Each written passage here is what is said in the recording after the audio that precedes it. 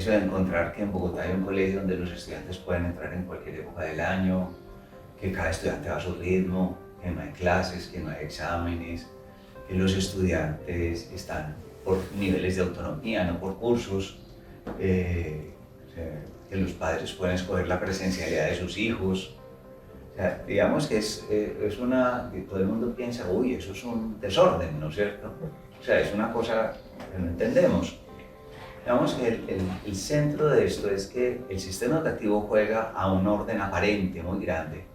Todos los estudiantes entran el mismo día, ven los mismos temas, hacen los mismos exámenes, y hay un desorden muy grande en el proceso de cada uno de los estudiantes, porque pues, si los estudiantes, digamos, si son distintos, quieren decir que necesitan cosas distintas, ¿sí? En tiempos distintos, y entonces, claro, el jugar al orden en el proceso de cada uno de los estudiantes arma un orden aparente diferente.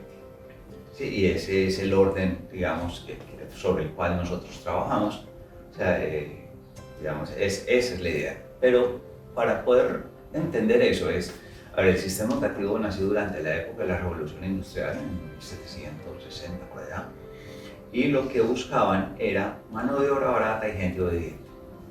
Porque eran esas fábricas grandes donde todas las señoras la pasaban toda la vida haciendo la misma cosa durante muchísimas, repetitivo todos los días durante muchos años, ¿sí? Y lo que hicieron fue coger todas las técnicas de la producción industrial y metérselas al sistema educativo. Entonces, ustedes ven que en el sistema educativo, ¿por qué los estudiantes están por cursos? Producción por tantas, ¿sí? Producción industrial por tantas. ¿Sí? ¿Y por qué ven los mismos temas, hacen los mismos exámenes, suena una campana como en el siglo XVIII para que salgan a descansar en las fábricas si podemos los vestimos igual, comen lo mismo? Es, digamos, toda esa visión industrializada de la educación. Y digamos que para eso todas las leyes se hicieron para esa educación industrializada. Toda nuestra experiencia fue en esa educación industrializada. Los educadores aprendieron para esa educación industrializada. Entonces, claro, cuando uno dice, no, es que el problema no es cómo ponemos a los estudiantes al servicio de los sistemas de poder del Estado, sino cómo ponemos el sistema educativo al servicio de cada uno de los estudiantes. Pues claro, cambia todo. A ver, lo que quiero decir es que el peor enemigo que tenemos es esa visión industrializada de la educación que todos tenemos en la cabeza. Es que la ley no me permite, o sea, digamos, no importa la vida de una persona, sino que importa cumplir con la ley, ¿sí? O sea, digamos que así de duro es el tema, ¿sí? O sea, el que no somos fieles a los niños, sino al ministerio, ¿sí? Y eso es, digamos, sumamente grave. Y eso pasa en todo el mundo, no es culpa de nadie específico, ¿no es cierto? Es digamos, toda una visión que se ha construido durante muchísimos años en el mundo y digamos que todo el mundo está metido ahí. Entonces,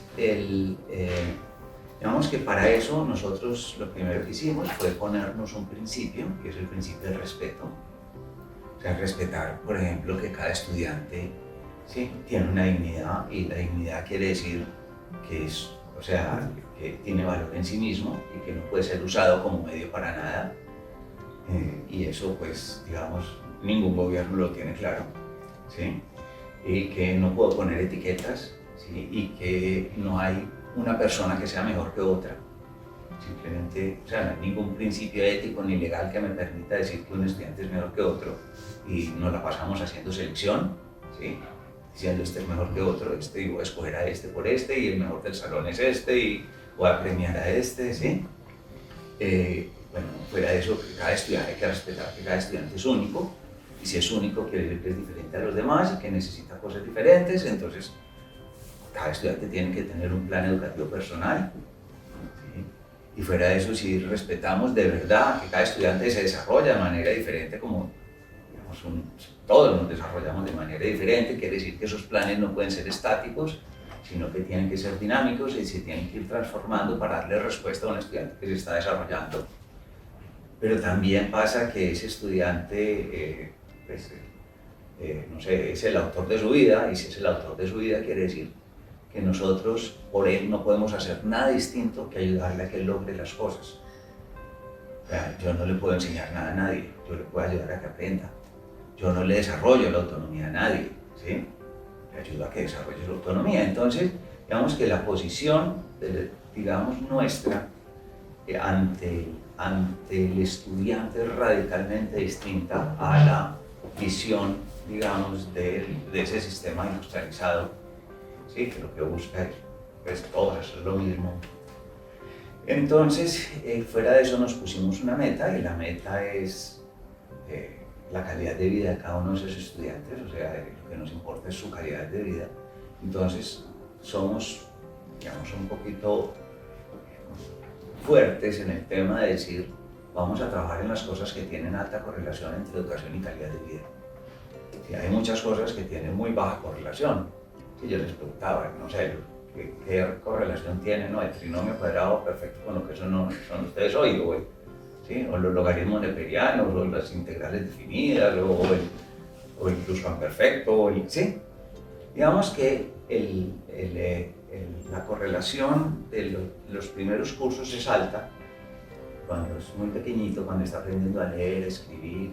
Y por eso todos los gobiernos dicen que invertir en ese tipo de educación tiene más impacto en el PIB que el resto de toda la educación básica. ¿Sí? Entonces, pero digamos, hay muchas cosas que tienen muy bajo impacto. Entonces, a ver, los colegios de todo el mundo se dedican a gestionar el conocimiento. Es un tema, otro tema, otro tema, otro tema durante 14 años de la vida. Y eso, pues, es de bajo impacto. Ahí podemos rescatar algunas cosas. Por ejemplo, a ver, que los estudiantes, en vez de estar viendo un tema, otro tema, estén desarrollando la capacidad de fluir en el conocimiento. O sea, ¿qué le interesa a uno como padre? Que mi hijo pueda fluir en filosofía, o en historia, o en ciencias. Pero ¿qué pasa si están viendo un tema, otro tema, otro tema? Y cuando terminaron el último tema, dice, es que en Colombia dicen, es que ya terminé historia en 9º grado. Y yo me pregunté, ¿quién ha terminado la historia? ¿Sí? O después, es que ya terminé física y ya terminé. O sea, a ver, pare. O sea, el problema es de cómo sigue aprendiendo el resto de su vida, ¿no es cierto? Cómo desarrolla la capacidad de fluir en el conocimiento. Pero también, a ver, si los estudiantes están llegando a la excelencia en cada tema, pues, digamos, excelencia no es perfección, excelencia es el incremento permanente de la exigencia con respecto a la calidad, o sea, que cada vez hay, digamos, cada vez hay algo en qué ser mejor, ¿sí? Eso, digamos, también cambia toda la forma de afrontar la educación, porque, a ver, pongámoslo al revés. Si ustedes tienen a un estudiante durante 14 años de su vida que su sistema de relación con su realidad es que con un poco más de la mitad basta. Hay tantas miles de horas de práctica de ese sistema de relación que lo empieza a pasar a sus otros sistemas de relación. Entonces, en mi relación, no sé, con mis padres también un poco más de la mitad basta. Y después con mis amigos y con la universidad y con el trabajo, pero lo peor de todo, con el mismo. Porque es que la calidad de vida de una persona depende de su calidad de relación con el mundo, su calidad de vida profesional, emocional, social, sentimental, intelectual, espiritual, desde todos los puntos de vista. Entonces el colegio no puede ser el sitio donde los estudiantes estén practicando el sistema de relación contrario al que necesitan para tener calidad de vida, ¿no es cierto? Entonces los colegios no pueden estar basados en la mediocridad, simplemente. Y si un estudiante entra a un curso con un nivel de calidad de trabajo y termina el curso con ese mismo nivel de calidad de trabajo, quiere decir que solamente acumuló contenidos durante ese tiempo, pero él como persona no es mejor, ¿sí? Y pues que esa es nuestra meta, es que los estudiantes cada vez sean mejores, ¿no es cierto? Entonces, digamos que eso hace el poder, digamos, tener una meta es otra cosa que también, digamos, nos mueve, por ejemplo, eso que los estudiantes lleguen a la excelencia, que fluyan en el conocimiento, por ejemplo, otro, que le estén construyendo sentido a cada una de las cosas que hacen. O sea, antes de entrar en un tema, o sea, si la meta nuestra, ahorita vamos a hablar de lo que es la autonomía, si la base de la autonomía es que el estudiante esté poniendo la energía para que las cosas pasen, ¿no es cierto? Que él sea el motor de todo su proceso, porque si no estamos hablando de motivación extrínseca. Entonces, en el conocimiento, si el estudiante no le construye sentido a lo que va a hacer, no va a tener valor, o sea, no va a estar dispuesto a poner la energía necesaria para que eso pase y va a estar funcionando con motivación extrínseca. O sea, si una persona no le construye sentido a algo, no se pone una meta para eso, ¿sí? Entonces, y otra vez, si estamos 14 años de la vida de un estudiante que no le está construyendo sentido a las cosas, a todo lo que le está pasando todos los días, el problema es que no desarrolla la capacidad de construirle sentido a su país, a su colegio, a su carrera, a su empresa, y lo peor de todo también, con su propia vida. Entonces, si un estudiante, alguien les dice, miren, mi vida no tiene sentido, ¿qué posibilidad de calidad de vida tiene esa persona?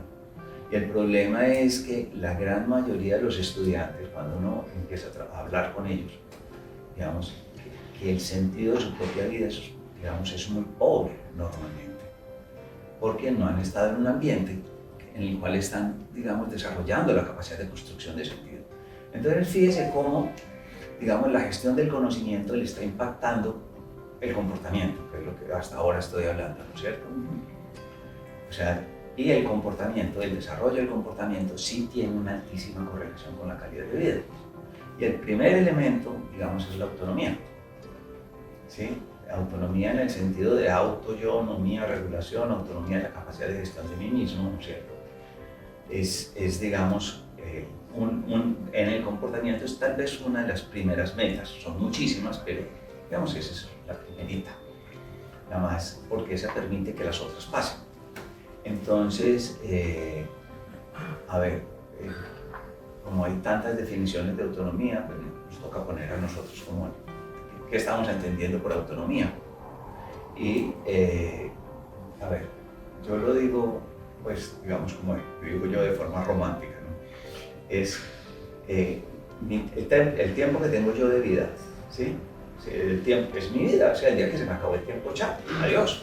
Entonces, el trabajo nuestro, ¿sí?, es empezar a entregar el tiempo a los estudiantes para que se vayan apropiando de su tiempo, que se vayan apropiando de su vida, o sea, que en ese tiempo sean capaces de ponerse metas, de planear lo que están cumpliendo, lo que se están proponiendo. Planear no es poner hechos en el tiempo, sino ser capaz de comprometer mi trabajo en el tiempo, poner una meta no es un ideal, ¿sí?, es verme en el futuro y yo qué quiero tener en el futuro, ¿sí? Entonces, por ejemplo, hay colegios que empezaron, colegios públicos en Colombia que empezaron hace 17 años, que cuando empezamos tenían 200 estudiantes, en los colegios así públicos que ya estaban casi por cerrar, sus padres eran de niveles socioeconómicos muy bajos, de escolaridad muy baja, no llegaban ni siquiera al principio de la educación, o sea, al final de la primaria nomás. Y hoy eso, el 96% de esos estudiantes están yendo a la universidad. ¿Sí? Y antes las expectativas eran ser meseros digamos, en restaurantes, o trabajar en flores, o ser policías, era como la meta que se ponían. Hoy el 96% están yendo a la universidad. Y es el mejor colegio de toda la región, en pruebas de estado. ¿Sí? ¿Y eso cómo se logra? Pues haciendo que los estudiantes tengan las herramientas para construir su proyecto de vida. Ningún estudiante te construye un proyecto de vida, ¿sí? No lo construye, o sea, para poder tener un proyecto de vida lo tiene que construir. No, la vida no es un sueño que se pone el estudiante, ¿sí?, que lo único que va a hacer es estar frustrado el resto de la vida porque no es una cosa que él construyó y que puede lograr, y que a la medida que cada vez se ponen metas más difíciles y logra cumplir esas metas y cada vez más, ¿sí? Y esa es la forma que lleva a que un estudiante construya un proyecto de vida. Entonces, digamos que eso tiene un impacto, la autonomía tiene un impacto muy grande en la calidad de vida, ¿sí? Entonces, digamos, si ustedes se preguntan, bueno, o sea, un estudiante en un colegio, ¿qué decisiones puede tomar sobre su proceso educativo? Muy pocas, ¿no es cierto? O casi ninguna. En cambio, digamos, lo que nosotros hacemos es irle, de acuerdo a dijimos ese principio de digamos, de respetar que el estudiante es el autor de su vida. El trabajo de los educadores no es, por ejemplo, ahorita lo vamos a ver, no es evaluar, sino ayudarle a que el estudiante desarrolle la capacidad de evaluación. No es enseñar, sino ayudarle a aprender. No es, o sea, digamos que es poner digamos, esos elementos es poner todos esos elementos, ¿sí? Digamos, como esa capacidad instalada del educador dentro de cada estudiante. Ese es nuestro trabajo. Entonces, por ejemplo, a ver, hay una, o sea, bueno, si quieren después, a ver, la cosa es que nuestro trabajo, por ejemplo, no es nunca echar discursos, es acompañar procesos. ¿Sí? O sea, echar discursos no sirve para nada. Lo que necesitamos es acompañar el proceso para que el estudiante logre las cosas. Entonces, claro, ya no hablamos, o sea, en el discurso no está el desarrollo emocional, el desarrollo social, no, sino es ayudar a que ese estudiante lo haga, lo logre, cada una de esas cosas. Entonces, claro, la posición de los educadores es radicalmente distinto, lo que hacen los estudiantes también. Fuera de eso, digamos, tenemos, con respecto a la evaluación, pues, digamos que ustedes lo que han hecho hasta el momento es evaluar lo que yo digo, ¿no es cierto? Entonces, durante todo el tiempo, o sea, el ser humano es incapaz de no evaluar, lo hacemos inconscientemente, cada vez que estamos caminando estamos evaluando. ¿Sí? Entonces, los estudiantes, digamos, con esto, digamos, o sea, como siempre están evaluando, digamos, cuando un estudiante les presenta un trabajo, él ya lo evaluó. Lo que pasa es que esa evaluación del estudiante ni la visibilizamos ni la valoramos. Entonces, como no la visibilizamos, no podemos ayudar a que desarrolle la capacidad de evaluación, para que esa evaluación cada vez sea más objetiva, más honesta, más amplia, o sea, que tenga en cuenta más parámetros de evaluación. Y fuera de eso, la evaluación que hacemos normalmente es una evaluación de resultados, tanto en habilidades, en competencias, con contenidos, en lo que sea. Pero ese tipo de evaluación, digamos, no tiene mucho valor. O sea, si al final de un curso le entregan a ustedes un promedio de notas, ¿ustedes qué hacen con eso? ¿Sí? No sirve para mucho, ¿no es cierto? En cambio, nosotros manejamos, uno es la evaluación de proceso, es que el estudiante desarrolle la capacidad de ver qué está pasando con su proceso.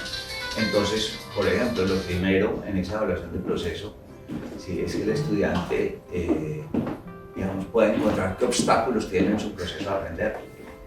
Entonces los obstáculos pueden ser, digamos, una falta de una habilidad o que no tiene las bases necesarias para poder fluir en ese tema. ¿Sí? O que no tiene la motivación suficiente, intrínseca suficiente para trabajar. Es que esto que lo hago, esto no tiene sentido, ¿sí? Que él aprenda, digamos, a ver, digamos, cuáles son y que sea capaz de resolverlos. Y esa, digamos, esa evaluación de proceso, pues nosotros la empezamos a hacer, muchísimas gracias. Nosotros la empezamos a hacer hace muchísimos años, o sea, hace por lo menos que 28 años, algo así. Pero ahora, digamos, estamos introduciendo, digamos, otra, digamos, o sea, ahora no, pues llevamos un tiempo largo, pues más o menos largo, pero pues no así, pero sí unos 5 o 6 años en que estamos ya trabajando sobre evaluación de progreso. La evaluación de progreso es que a un padre de familia o no sé, a cualquier autoridad en educación lo que le importa es en qué están progresando los estudiantes, cómo están progresando en lectura, en autonomía, en capacidad de procesos matemáticos, entonces, y hasta en cosas muy pequeñas. Entonces, lo que estamos hablando es, por ejemplo, o sea, si la meta es la excelencia, que el estudiante en cada trabajo que hace se tiene que proponer en qué va a ser mejor. O sea, y como les digo, puede ser que el ser mejor en matemáticas sea o sea, que la letra sea más bonita. Sí, o sea, es siempre estar pensando en qué voy a ser mejor y digamos que puede hacer un plan de en qué quiere ser mejor. O sea, entonces aquí en matemáticas puede trabajar en ser mejor en esto, después en esto, lo mismo en cada una de las cosas que está trabajando. Entonces, si ustedes se fijan, el impacto del conocimiento, ¿no es cierto?, ahora es no solamente en el comportamiento, sino también en el pensamiento. Y de ahí, a ver, pasamos a un tema que es, digamos, duro para el sistema educativo, y es que, digamos, todos hablamos de que enseñamos, ¿sí?, de que el conocimiento se lo pasa el profesor al estudiante. Y mi conocimiento es información para ustedes, que cada uno de ustedes lo pasa a través de su estructura de pensamiento y, digamos, construye una cosa diferente a lo que yo estoy pensando, ¿no es cierto? O sea, el conocimiento no se transmite. ¿Sí? Digamos que uno lo que le permite es darle la información para ayudarla a que el otro la construya, ¿no es cierto? Pero el problema, ¿no es cierto?, el problema con eso es que, digamos, que todo el sistema está basado, llamémoslo como en esa mentira, en el que podemos enseñar. Y no estamos dedicados, digamos, a cómo le ayudamos realmente a aprender. Entonces, la única forma real de ayudarle a aprender es que él desarrolle su pensamiento. Porque todo lo que tenemos alrededor es información. Esas pantallas en el techo son información, la cámara, la cara de cada uno de ustedes es información para mí, cada una de las cosas. O sea, digamos que el problema, la información está por todas partes.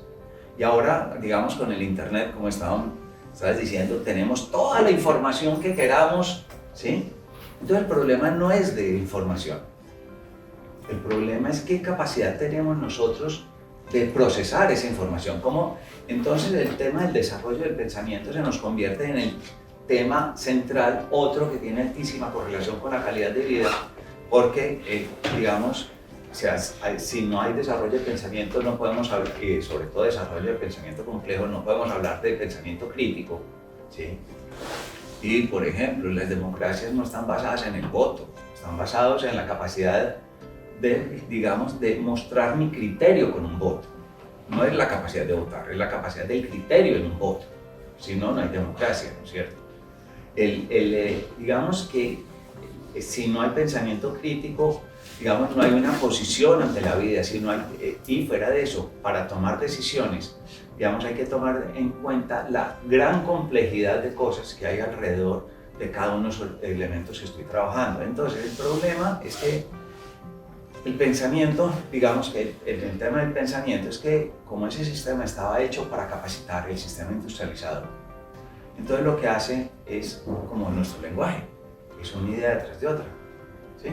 Entonces todos estamos viendo una idea detrás de otra y el fin era, ¿sí?, las competencias, estamos hablando laborales, ¿no? O sea, lo importante es que el estudiante pueda hacer cosas con eso, ¿sí? Entonces es una línea de pensamiento, ¿sí? Es un pensamiento unidireccional que une ideas y al final para lograr hacer algo. Pero el problema es que tanto el pensamiento como el conocimiento son multidimensionales, no son lineales. Yo uso un ejemplo muy bobo que siempre lo uso, ¿sí? Imaginen que están poniendo un McDonald's aquí en Buenos Aires, en una esquina, y ustedes pasan, lo ven, ¿sí? ¿Y qué hace su cerebro? En su mapa mental de Buenos Aires ponen ese sitio, lo relacionan con su entorno, que ahí cerca, no sé, un supermercado y allá no sé qué, y pueden llegar a ese sitio por muchos caminos. O sea que aunque ustedes no quieran, ese McDonald's se convierte en parte de su mapa mental de Buenos Aires, pero también se convierte en parte de su mapa temporal. O sea, lo relacionan con otros hechos y dicen, eso, no sé, fue al principio de la pandemia, entonces fue marzo, abril del 20. ¿Sí? Pero un momentico, también McDonald's, ¿a qué pertenece? ¿No? Pues a la cadena de restaurantes que más hamburguesas venden en el mundo. ¿Y cómo está compuesta? O sea, si yo entro al McDonald's, veo que hay un cartel que dice que es lo que venden, un jovencito con una máquina, yo escojo, le pago, él me entrega, digamos, me devuelve y manda una orden electrónica a una cocina que tiene sus espaldas. Al rato me entrega una bandeja roja y me voy a unas mesas rojas, ¿sí? Y eso huele a grasa, y yo solamente voy allá cuando estoy en estas condiciones, si no, no me aparezco por allá.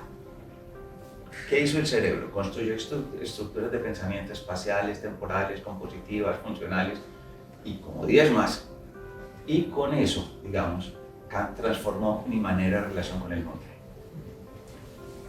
Eso es lo que el cerebro siempre está haciendo. ¿Sí? Siempre estamos trabajando de forma multidimensional, y tanto el conocimiento como el pensamiento lo son. Entonces, digamos, si el estudiante no está desarrollando esa capacidad, primero, de estar poniendo cada vez más elementos en relación con eso que está trabajando. ¿Sí? Fuera de eso, si el estudiante no es capaz de ver, por ejemplo, qué certeza tiene eso que me están diciendo, puedo construir patrones que me permitan encontrar, digamos, predecir qué va a pasar. O fuera de eso, o sea, ¿cómo puedo leer este hecho? ¿Sí? Este hecho se puede leer de muchas maneras. ¿Cuál voy a escoger para poder estructurar mi pensamiento? O sea, si un estudiante, y eso y otras variables más, si un estudiante no desarrolla el pensamiento complejo, ¿sí? Por supuesto que va a estar en desventaja el resto de su vida. Entonces, digamos que para eso hay unos educadores que se dedican al conocimiento, otros se dedican al pensamiento y otros se dedican al comportamiento. Y cada estudiante tiene su plan personal, es un plan, no es solamente un plan de estudios, sino también hay un plan de pensamiento, un plan de desarrollo del pensamiento del comportamiento. Bueno, fuera de eso hay otros, digamos, de salud y vida y otros, digamos, para que él sea capaz de gestionar su cuerpo, sus sueños, su alimentación, su ejercicio, etcétera, sus médicos, etcétera. También todo el tema emocional dentro de eso, que sea capaz de gestionar su proceso emocional. Y por último, digamos, también todo lo que es recreación y placer, digamos, que pueda desarrollar. Entonces, ahí tenemos también otras variables, y es que otras cosas que son distintas, y es que hace muchos años nos preguntábamos, los estudiantes dicen, salen a recreo. Nosotros nos preguntamos, ¿recreo? ¿En qué se pueden recrear? Normalmente, pues en Colombia, en el colegio público, el recreo es hacer fila en una cafetería o una tienda para que les vendan algo. ¿Sí? Ese es el recreo. O el recreo es coger una pelota y correr. ¿Sí? Entonces, digamos que más bien era descansar. Salir es a descansar. Pero el problema es que el descanso, ¿sí? A ver, hay niños de alta intensidad en tiempos cortos que necesitan descansos cortos, pero más descansos, y otros que son de menor intensidad en tiempos más largos, que necesitan menos descansos, pero más largos, y esos estudiantes son diferentes, simplemente, no es que uno sea mejor que el otro. Entonces, cómo le respetamos los tiempos de descanso, y pasa otra cosa, y es que si alguno de ustedes, estando aquí en este momento, aunque me estén mirando y necesita descansar, su cerebro se va, se conecta por allá, ¿sí? Y al rato viene y vuelve y se conecta acá y nadie se dio cuenta, ¿no es cierto? Entonces, el problema es que el descanso no es opcional, o sea, entonces el tema es que los estudiantes, digamos, desarrollen la capacidad de gestionar sus descansos. Entonces eso se convierte en parte de su plan de la autonomía. ¿Sí? Pero cuando le decíamos recreación, entonces digan, ¿qué se pueden recrear? Entonces les preguntamos a los estudiantes, oigan, ¿en qué se quieren recrear? ¿Sí? Y lo que ganó, la primera recreación que ganó fue queremos aprender a bailar para las fiestas. La segunda, entonces ya empezó con desafíos científicos, y después con olimpiadas matemáticas, y fuera de eso con gastronomía y con taekwondo y con... Entonces empezaron a salir clubes y clubes y clubes. Hay más de 20 y pico de formas de recreación hoy en el colegio. Y los estudiantes, a ver, no es como cada estudiante cada día tiene que planear su día. Él escoge qué va a trabajar y qué va a hacer cada día. No hay horarios. El colegio no tiene horarios. Usted se imagina la dicha del colegio, que no hay que hacer horarios, y que si cambian que se anda con una nueva materia no tienen que volver a cambiar todo, ni nada, ¿no? Cada uno tiene su plan personal y cada uno tiene unas metas anuales, unas metas, pues cada 10 meses para el curso, una cada mes, una meta para cada semana. El estudiante planea cada uno de esos días para poder cumplir con esa meta de la semana, pues si está en el nivel de autonomía que le permite hacerlo, ¿no es cierto? Si no, por supuesto que no. Entonces, los estudiantes empiezan a, no solamente, por ejemplo, pueden decir, no, hoy voy a trabajar solamente ciencias y humanidades. Voy a trabajar en ciencias esto, esta parte, y en humanidades voy a trabajar esto. Y al día siguiente voy a trabajar matemáticas y esto. Bueno, ellos deciden qué hacen con su tiempo, porque digamos que es la base del proceso de autonomía, ¿no es cierto? Que se apropien de su tiempo. Entonces, de esa manera, los estudiantes también escogen en qué se quieren divertir. ¿Sí? Y fuera de eso escogen sus maneras de descanso, etc.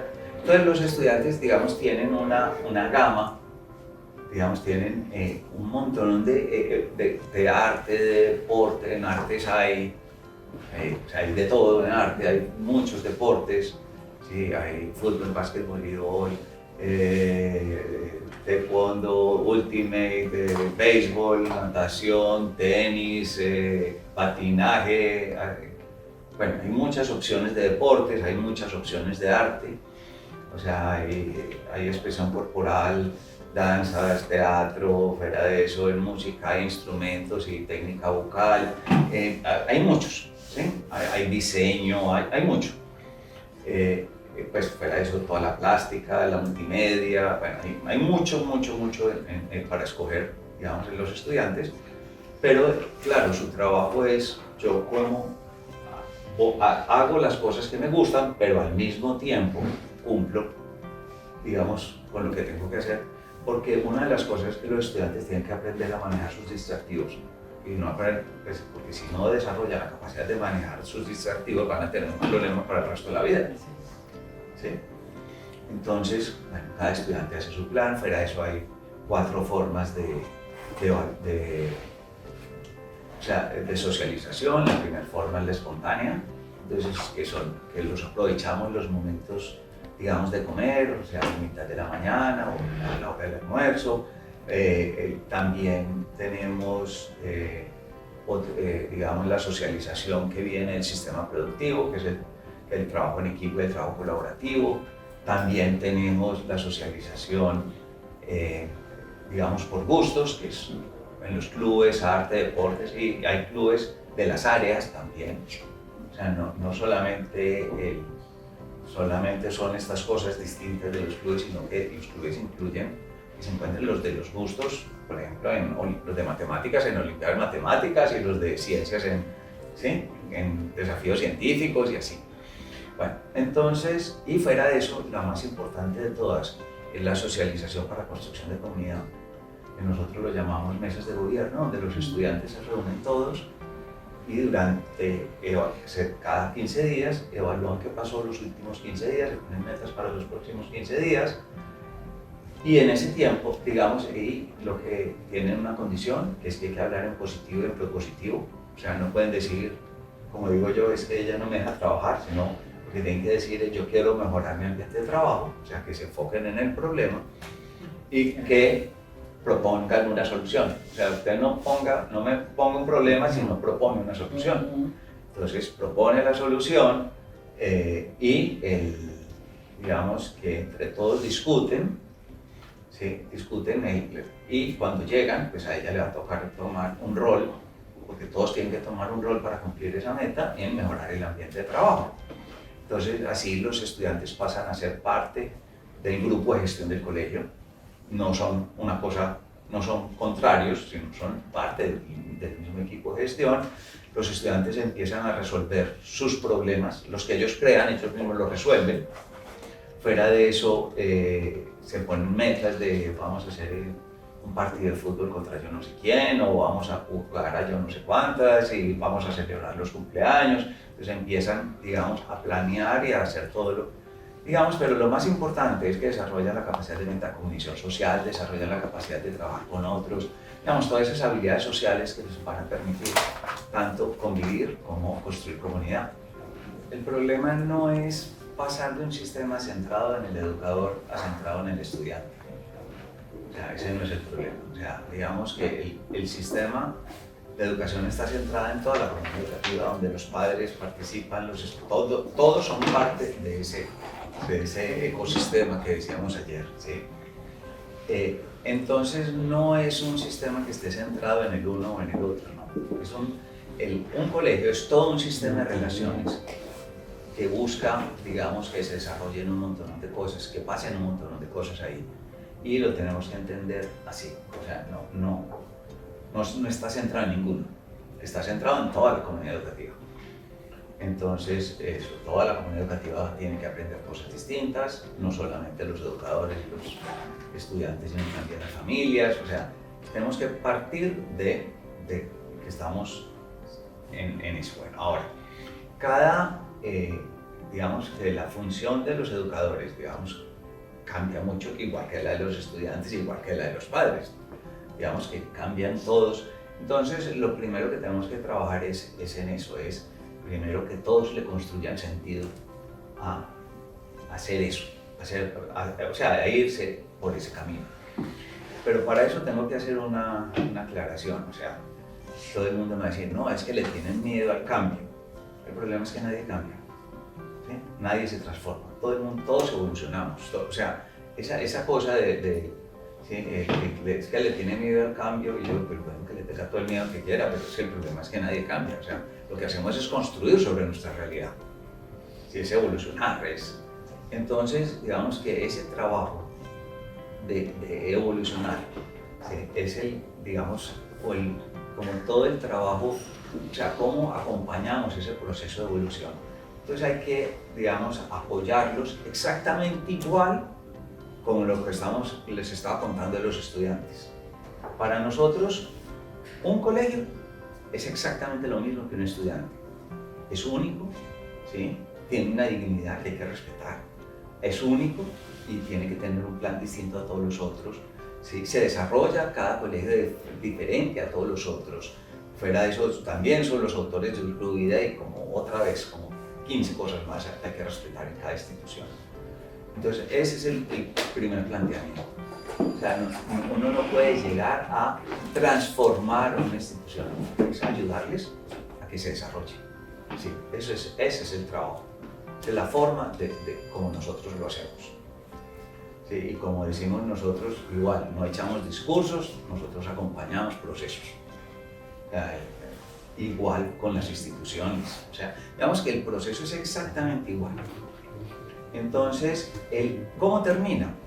A ver, lo que yo les conté del Colegio Fontán de Bogotá, ¿sí? Ese vestido que tiene el Colegio Fontán de Bogotá es distinto al del colegio público del que está al lado, y es distinto entre ese colegio público y el otro colegio público, porque pues, son colegios distintos. Entonces, el espíritu, digamos, todo esto que les estaba contando es igual para todos, pero la forma como sale es distinta porque le están dando respuesta a unos estudiantes diferentes, entre países, a legislaciones diferentes, a culturas diferentes. Entonces, claro, es muy distinto tener un colegio no sé, en España no sé, en Chile, que en Perú, que en Colombia, que en Estados Unidos. O sea, en los países en que estamos, cada país, digamos, hay muchas variables. Entonces uno lo que tiene que hacer es ayudarles simplemente a que cada uno construya, y al final se construyen cosas que son distintas. O sea, nosotros no somos, no sé, como Montessori, que sí, que es pasar esta fotografía a ponerla aquí, en esta institución. No, pues eso no lo hacemos nosotros. Nosotros ayudamos a que se desarrollen, y entre esas cosas es que se desarrollen la capacidad de innovar, que desarrollen. A ver, y ahí tengo que entrar en un tema, y es que innovar no es implementar nada. Implementar tecnología no es innovar, implementar educación relacional no es innovar, ni Montessori, ni nada. O sea, implementar cosas no es innovar. El segundo nivel, digamos, es darle digamos, hacer como un proyecto, decir, no, este colegio va a ser un colegio, no sé, del Opus Dei. Eso tampoco es innovar. O hacer un colegio ecológico, o hacer un colegio, o sea, lo que sea. Eso tampoco es innovar, ¿sí? Innovar empieza, o sea, eso son transformaciones, pero no se pueden decir que es innovación. Innovar es cuando ustedes empiezan a meter elementos, digamos, pedagógicos, por ejemplo, cuando estábamos, no sé, hablamos de introducir en el colegio, decir, bueno, vamos a resolver los problemas a través de mesas de gobierno. Sí, eso ya empieza a ser una innovación, ¿no? O vamos a hacer, vamos a introducir la recreación como clubes, bueno, eso es una innovación. Pero la innovación, digamos, la que sí es de verdad es la que cambia los principios. A ver, si ustedes dicen que un colegio, digamos, los estudiantes tienen que alcanzar la excelencia en todo lo que hagan, entonces automáticamente, si todos los estudiantes tienen que alcanzar la excelencia, no como perfección, sino como ese incremento permanente de la exigencia, entonces lo primero es que los estudiantes van a encontrar que necesitan tiempos distintos. Entonces si necesitan tiempos distintos, quiere decir que no todos van a ir al mismo ritmo. Y si no van a ir al mismo ritmo, quiere decir que unos van a empezar antes y terminar, o sea, digamos que van a cambiar, digamos, los tiempos y entonces empieza y se nos derrumba todo el sistema porque cambia, o sea, todo el sistema anterior se nos derrumba porque introducimos un principio que cambia las formas de relación en toda la institución. Entonces lo que antes era válido ya deja de ser válido, ¿no es cierto? Eso es, digamos, lo que nosotros llamamos innovación sistémica. Sí, no es innovación de aula, sino innovación sistémica, la que cambia los sistemas de relación, y ese es el tipo de innovación, ¿sí?, que es sostenible en el tiempo, que es una innovación que tiene impacto, digamos, a nivel, digamos, general, o sea, no solamente en la institución, sino, digamos, que se puede, digamos, pasar, digamos, puede ir a muchos sitios, ¿no es cierto?